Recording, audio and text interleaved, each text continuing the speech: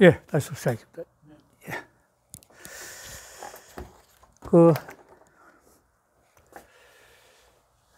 이번에는 이제 역시 서학계입니다. 서학계, 계사장 하고 5장 8절인데, 역시 서학계입니다. 서학계인데, 7절에서는 초구효를 했지만, 이번에 상구효를 하고 있습니다. 상구효를.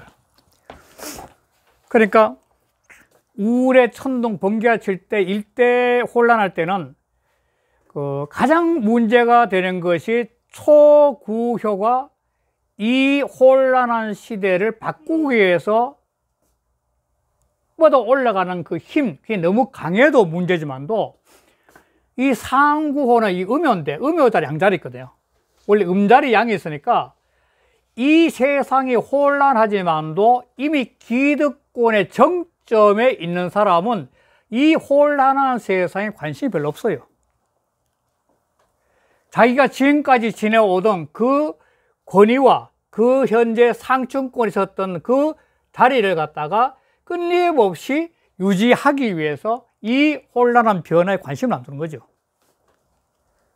그래서 이거는 너무 바꾸려 해서 문제고, 이거는 자기가 지금까지 음요자리 양요가 있으니까 강력한 기득권의 힘을 갖고 이 변화를 받아들이지 않으려고 하는 세력이죠.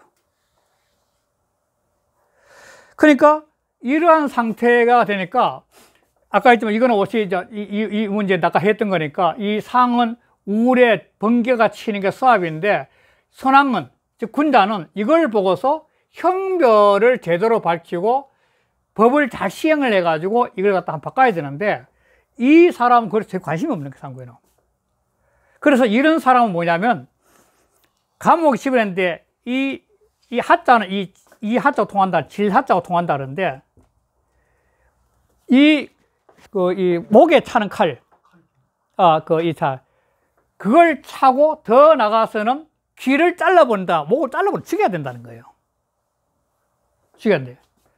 그러니까 이런 식계에서 요 근래 전 세계에서 독재자들이 몇십 년 동안 정권을 잡고 있으면 이 자리인데, 이 자리에 가가지고 안 놓치라고, 백성이 어떻게 상관없이 안 놓치라는 거 아니에요. 이런 사람은 도저히 안 되니까 칼을 차는 게 아니라 아예 죽여야 된다는 거예요. 그래야만은 이 변화가, 세상의 변화가 제대로 이룰 수 있다는 거예요. 그러니까 수십 년 독재를 하는 사람 입장에서는 그 독재에 익어서 이런 변화를 받아들이지 않는 상황이기 때문에, 그런 상황의 상구는 바로 이걸, 형틀을 짊어지니까 형틀을 차고, 귀를 잘라보니까 죽이는 거예요, 죽이는 거. 그러니까 하교, 상에서는 이 상고의 상요, 이 소상전인데, 소상전에서 뭐냐면, 하교 며디는 목에 칼을 차고 귀를 잘라본다는 것은 이를 귀로 받아들이고, 귀발고 총자를 귀로 받아들이는 것이 밟지 못해. 이 아래에 있는 민심의 소리를 들을 게 없다는 겁니다. 독재자들이 거의 다 그렇잖아요. 독재자들이. 이 귀발고 총자거든, 귀발총자. 세상의 소리를 들을 수 있는 것은 내 마음을 비워야 되거든. 교만해가지고 자기 자신의 기득권에 고착화된 사고에서는 이 백성의 소리가 안 들리는 거죠. 이 혁명의 소리가 들리지 않는 거죠. 러시아 혁명 마지막 황제도 그렇게 갔죠. 전혀 들리지 않는 거죠. 그러니까 이런 사람들은 바로 이렇게 죽여야 되는데, 그 상의 모습이 뭐냐면, 세상의 소리를 받아들이는 게 밝지 않아서 그래요. 소리를 못 듣는 거예요, 소리를. 귀가 밝아야 되는 거죠. 귀가 밝을 수 있는 것은 소리가 귀로 듣지만도 실로 듣냐면 마음이 듣거든요, 마음에서 이렇게 공간이 있어야 소리 들리지. 마음이 교만이 차 있으면 소리를 받아들일 공간이 없어서 안 들리는 거죠. 그래서 수양이 필요한 거지, 모든 게. 그래서 이게 바로 지금 현재 서학계 상구효를 이해하는 거죠. 이걸 갖다가 역시 공자는 이 사람을 소인이라는 거예요, 소인. 아까 시간에 말했듯이 이 소인이라는 것은 근본적으로 정해지지 않은 것이야. 이 최고의 자리가 있는 사람이 소인이 된다는 것도 자기 선택을 그렇게 해서 소인이 된 거죠.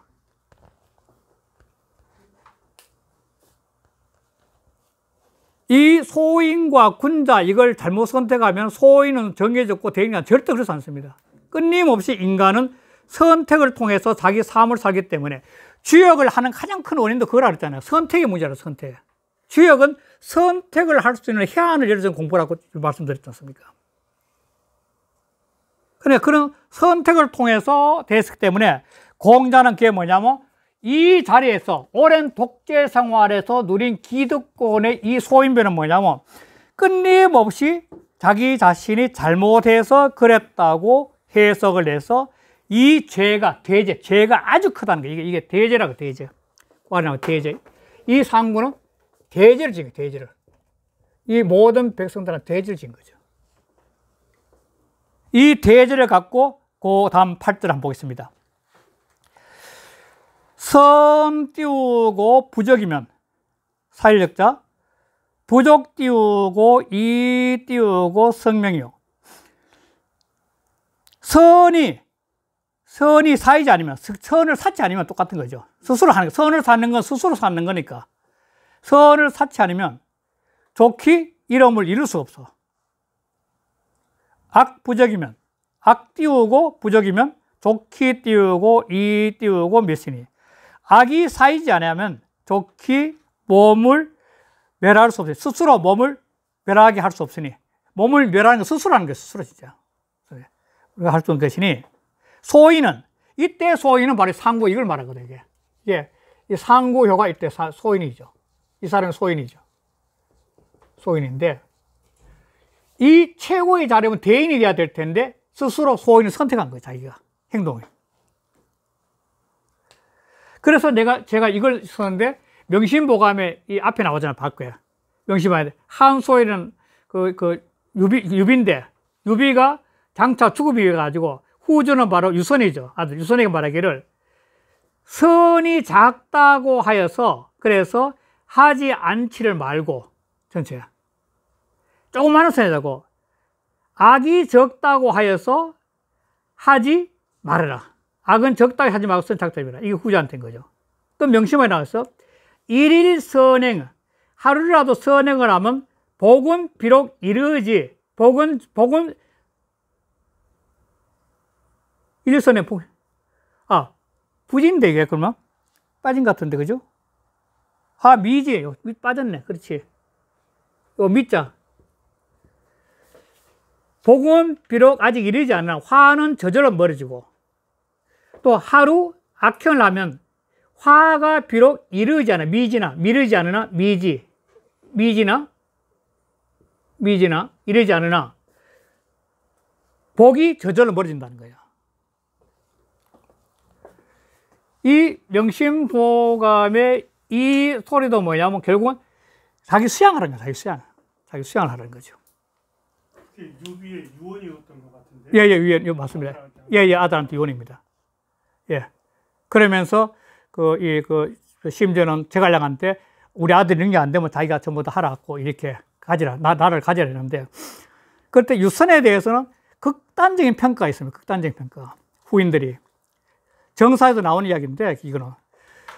뭐냐면, 그때 이미 모든 군사력의 파워에 의해 가지고 총나라는 이미 이길 수 없다는 상황입니다. 모든 게.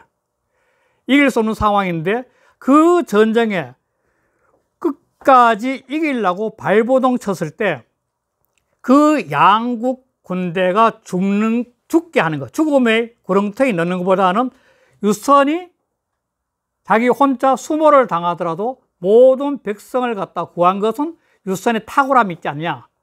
그래서 그 후에 유선의 행동을 보면은 그 사람 보통 눈구래가 아니다. 보통 뛰어난 사람 아니다. 그렇게 하는 경우가 많이 있어요. 우리나라 신라 말기 경순왕도 뭐 그런 거죠.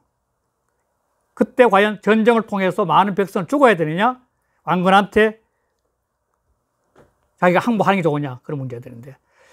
지도자가 됐을 때 쉽게 판단하는 것은 백성을 위선했을 때 국가란 명칭이 중요하냐, 백성의 생명이 중요하냐, 그런 문제인데.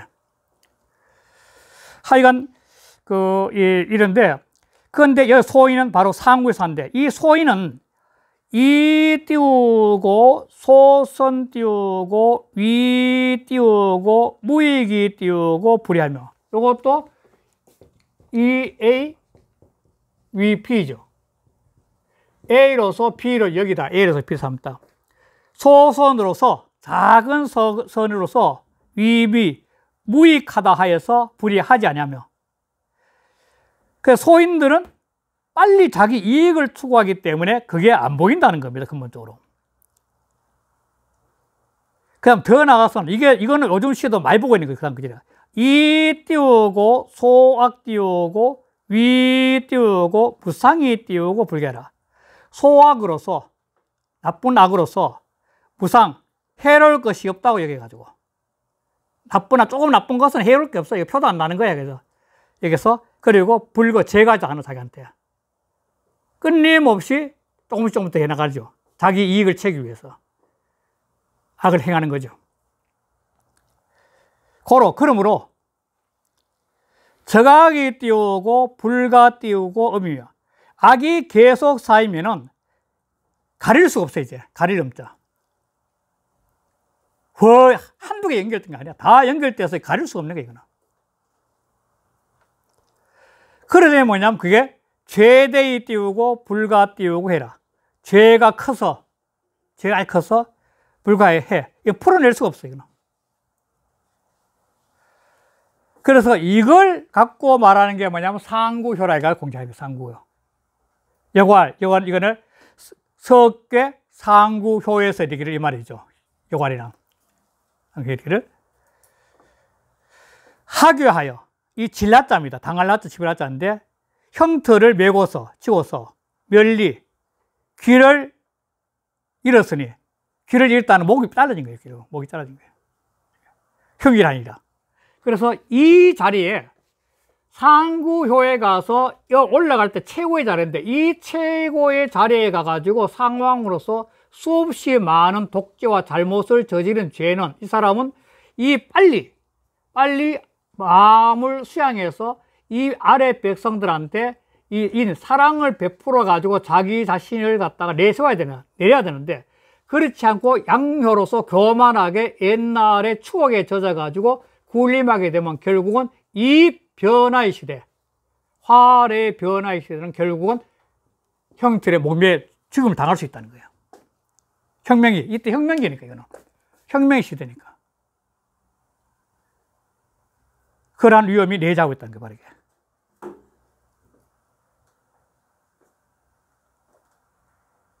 그래서 이게 바로 서학계인데 아까 했지만 서학계라는 이 자체는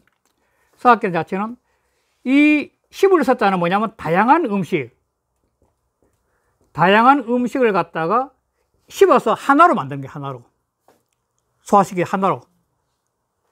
여기서 가장 걸리는 게 지금 이건데 이거 양효인데 이거 하나가 잘 안 씹히는 거죠. 그래서 어려운 거죠. 이건 다 음이기 때문에 잘 씹히는데 요거는 꼬투랗게 잘 안 씹히는 거예요. 이게 중간에서 아주 이익을 많이 보는 세력이거든요. 이게 상위 사요니까 구사요는 요거는 세상에 혼란하지만 이익을 아주 교묘하게 많이 보는 중간에서 앉아가지고 요리조리 눈치 보면서 요거 아주 문제 있는 효죠. 그러니까 요게 가장 쉽게 어려운데 그러나 서합은 뭐냐면 서는 십을 섰자는 이 혼란한 시대는 다양한 논리의 이야기, 다양한 그 백성들의 이야기를 갖다가 음식을 씹듯이 이 다양한 음식을 갖다 입속에서 씹어가지고 소화를 시켜 하나로 만들듯이 그걸 소화를 시켜서 입을 닫으면서 하나로 만드는 거죠.